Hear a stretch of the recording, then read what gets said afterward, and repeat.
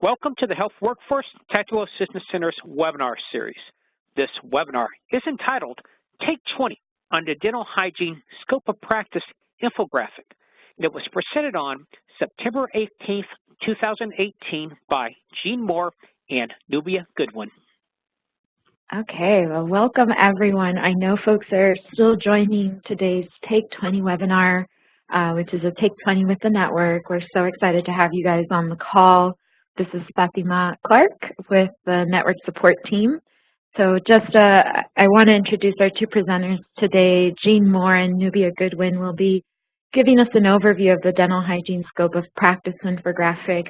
You may recall earlier this year, everyone hopped on a webinar with Jean and her team to get information about how oral health is being integrated into primary care in a number of different areas. And so as we continue to advance our goals as a network, we're excited to have more information, tools, and resources, and folks like Jean and Nubia to give us an overview of this tool. They're with the Center for Health Workforce Studies at the University of Albany. So I know we've got only 20 minutes, so I'll turn it right back to them. And just thank you all for joining us, and make sure you ask questions in the chat function so that they can respond to them at the end of their presentation. Thank you, Fatima. Hi, everyone. So Nubia and I are going to talk to you about how the Oral Health Workforce Research Center developed an infographic on dental hygiene scope of practice. Before we start, I'd like to just give you a little bit of background about the center and about CHWS, the Center for Health Workforce Studies. So CHWS has been around for well over 20 years. We're based at the SUNY Albany School of Public Health, and we have a singular purpose, and that is collecting and analyzing data to understand workforce dynamics and trends. In 2014, the center was awarded a cooperative agreement with HWRC to establish an Oral Health Workforce Research Center. So the first thing I want to do is give you some acknowledgements. First, that we're going to be presenting studies that were supported by the Oral Health Workforce Research Center's cooperative agreement. I want to give a shout out to the researchers who contributed to this work, including Margie Langelier, Tracy Continelli, Simona Serdou, who were key in our efforts. And also I want to acknowledge the American Dental Hygiene Association. They really were a key partner in helping to connect with dental hygienists from around the country to inform our efforts. Also, it's important that I acknowledge that any of the conclusions, opinions expressed in this presentation are those of the authors and do not necessarily represent HWRC's positions. So first, let's consider the fact that there have been a lot of changes to the oral health landscape as we move more toward value-based care. So some of the things that are changing are an increasing focus on prevention, early intervention, improving oral health literacy, doing more risk assessment, recognizing the value of that, using technology such as teledentistry to improve access to care and to get people to the services that they need. And another really important change is an increasing integration of oral health services with primary care and behavioral health.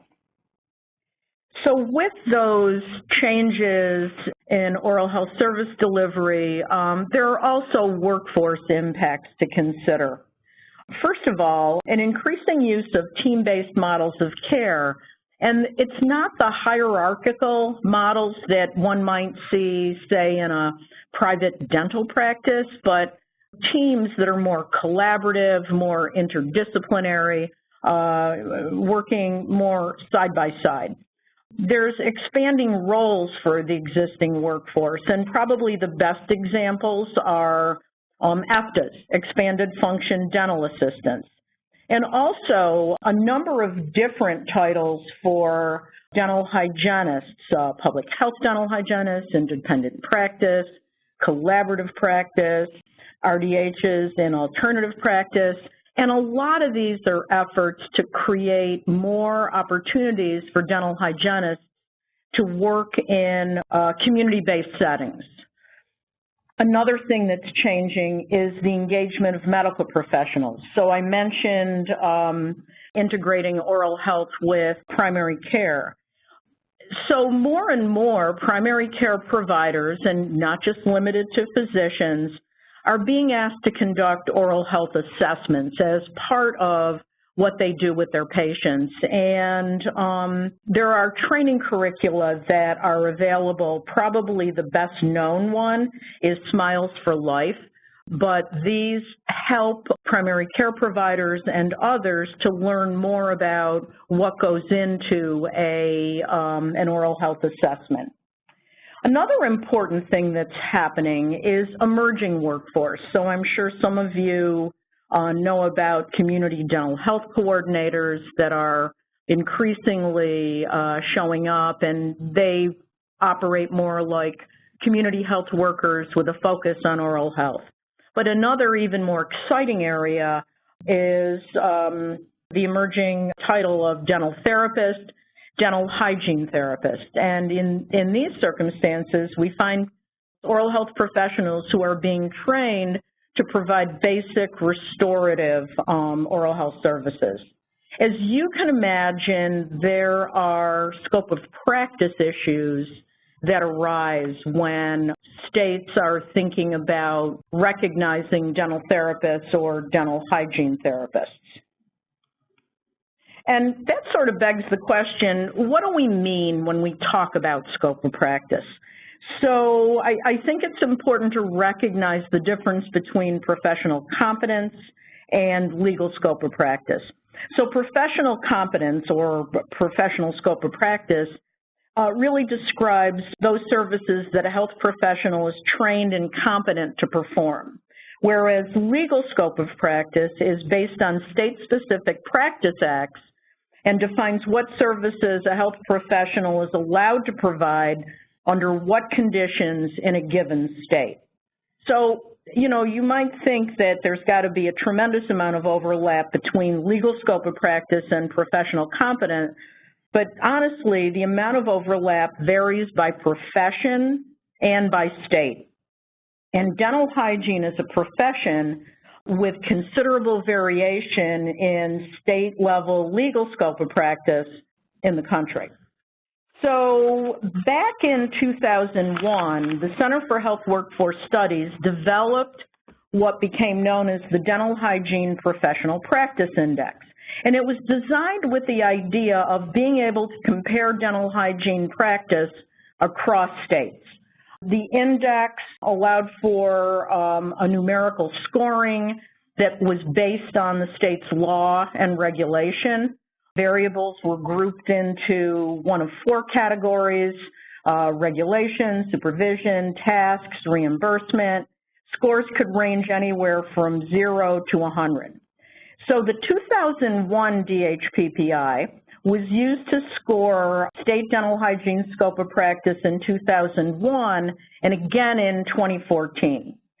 In 2016, we updated the index, and I'll say more about that in a minute. And we used that updated index to score dental hygiene scope of practice in 2016. So this is a map of the 2014 DHPPI scores. And again, it required reviewing the laws and regulations in each state on dental hygiene scope of practice in 2014. The scores, which again could have been anywhere from 0 to 100, ranged from 18 to 98. 18 in Mississippi and Alabama, 98 in Maine. Mean score of about 57.6. And when we compared that to the mean score from 2001, it had risen a bit. So from 43.5 in 2001 to a mean score of 57.6 in 2014. So one of the things we were struck with was just how much had changed in dental hygiene over the years, and that we were no longer sure that a DHPPI developed in 2001 accurately reflects ideal practice for dental hygienists today. So we decided to update the index, and we thought about things that we thought were really important to consider, like a dental hygienist's ability to supervise dental assistants, which was relatively new, dental hygienist's ability to provide basic restorative services, again, relatively new, the ability to provide local anesthesia without direct supervision. So this is our map of scores in 2016 using the new updated index. So we weren't surprised by the fact that scores were a bit lower. The mean had dropped. But again, we felt that it really truly represented what dental hygiene practice really is about today. The other thing I want to point out is if on both maps, you'll see that scores tend to be much lower in the southeast and much higher in the western states and southwest. And again, that has been a theme that's kind of followed through on any of the analyses we've done. So then we said to ourselves, okay, so what? What does it matter that states allow dental hygienists to do different things? Does the variation really matter? So the research question we considered was, do more expansive scopes of practice for dental hygienists allow more autonomy in providing preventive services, especially in public health settings, and how does it impact oral health outcomes? So for all 3 years where we studied dental hygiene scope of practice, we actually used a fairly sophisticated approach to look at the impacts of those scores, and also tried to control for a lot of the state level and individual level data that could influence oral health outcomes. And what we found, and I'm giving you results for 2014, but really in actuality in all 3 analyses, dental hygiene scope of practice index score exerted a positive impact on oral health of adults. More expansive scope of practice in 2014 was positively and significantly associated with having no teeth removed due to decay or disease among individuals in those states. One of the things that we tend to use this one because it was published in Health Affairs back in 2016 and is probably the most widely recognized of the analyses that we did.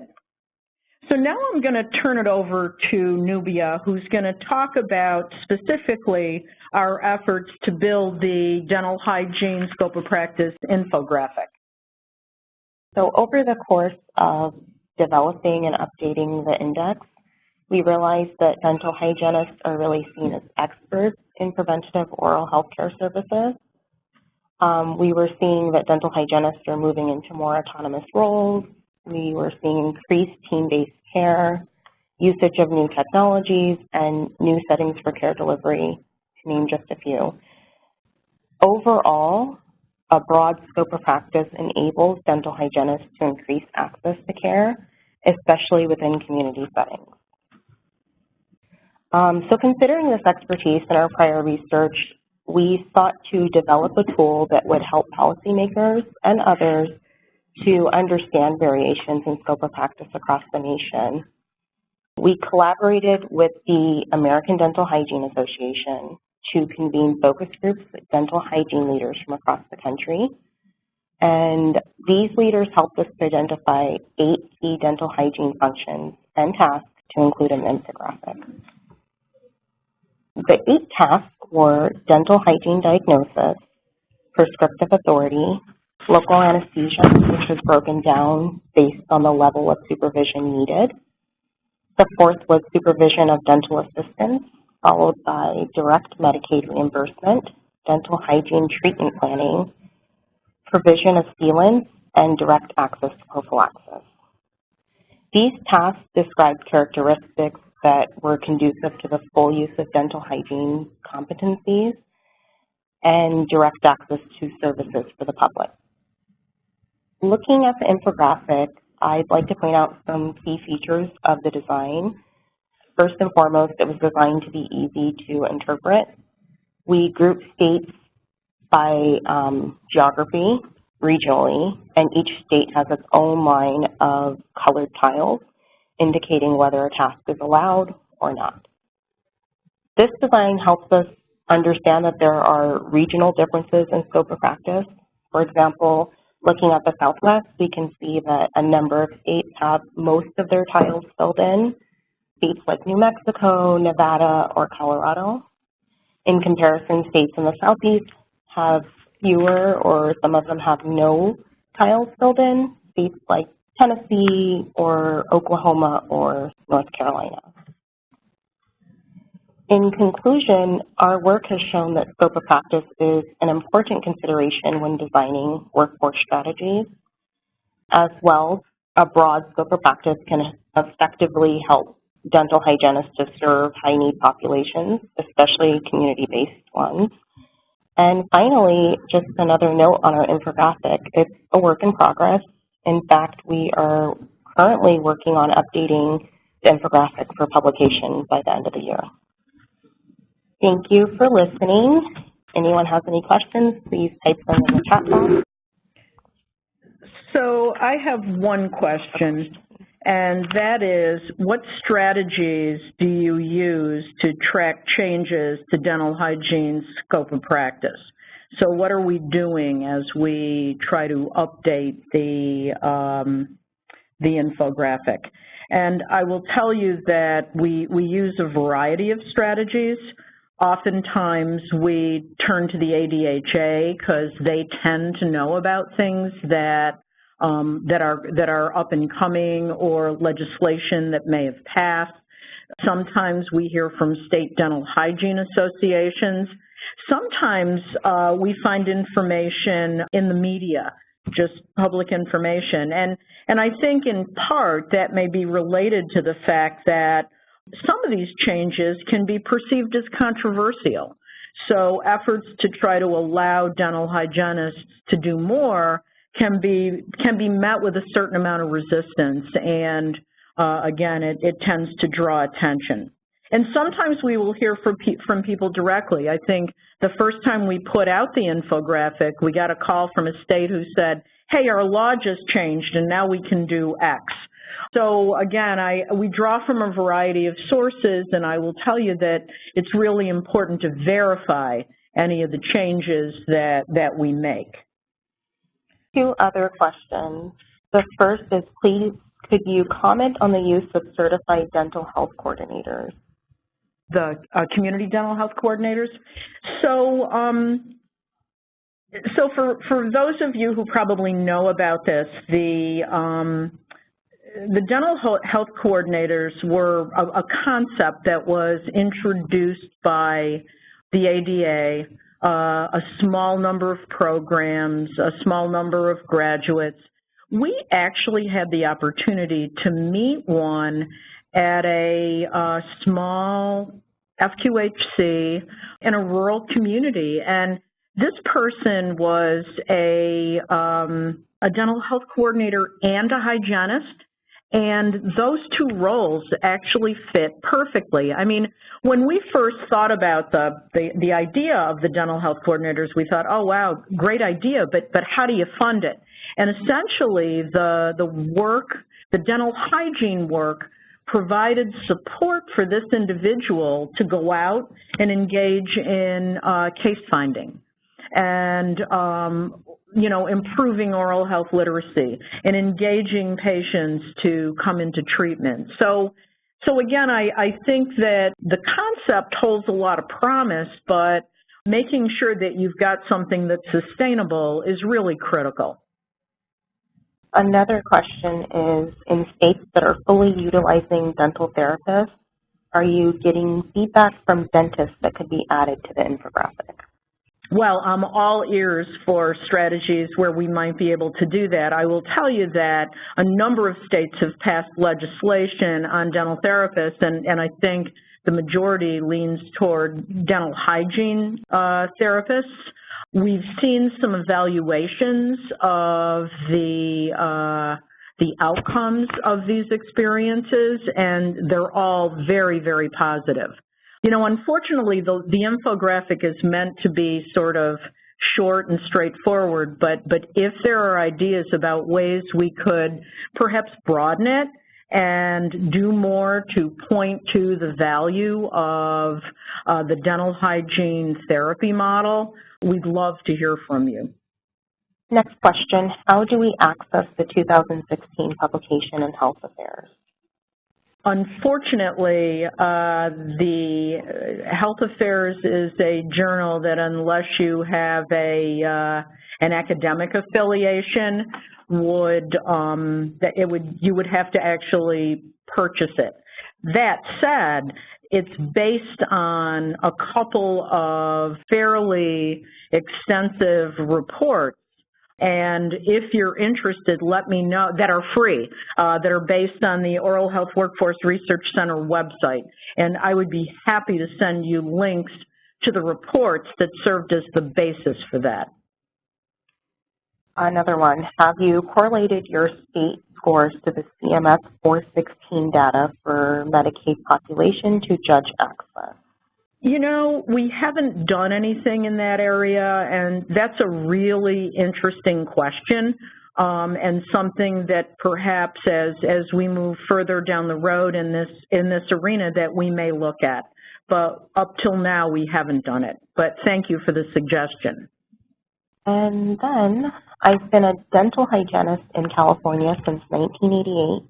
Despite successful and safe, long-standing pilot projects, 30 years, it seems we just can't move forward. It's disappointing. What do you see as a hopeful on the horizon?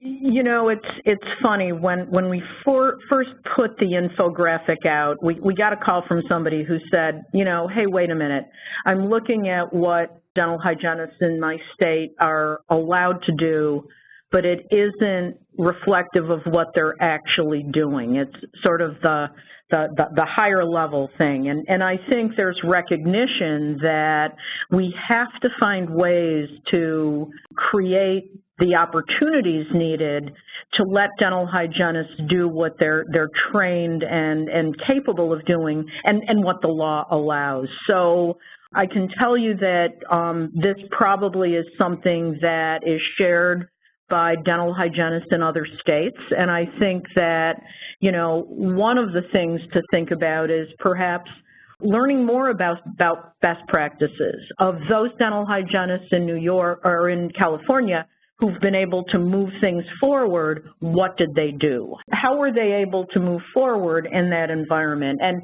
I will also tell you that I don't think it's just limited to dental hygiene, because I think that nurse practitioners oftentimes have expanded authority, but may or may not be able to move forward with that in a given state. So I think some of it is learning more about what it takes to be successful, and then thinking about, you know, what are the kind of infrastructures needed to support those capacities.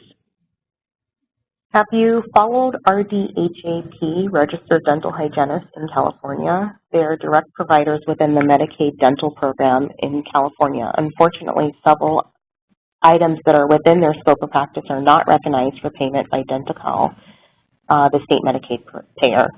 Have other states had this barrier? Recently, DHCS sent an SPA, Supplemental Payment Amendment, to CMS that was approved with a new restriction removing independent practice to general supervision.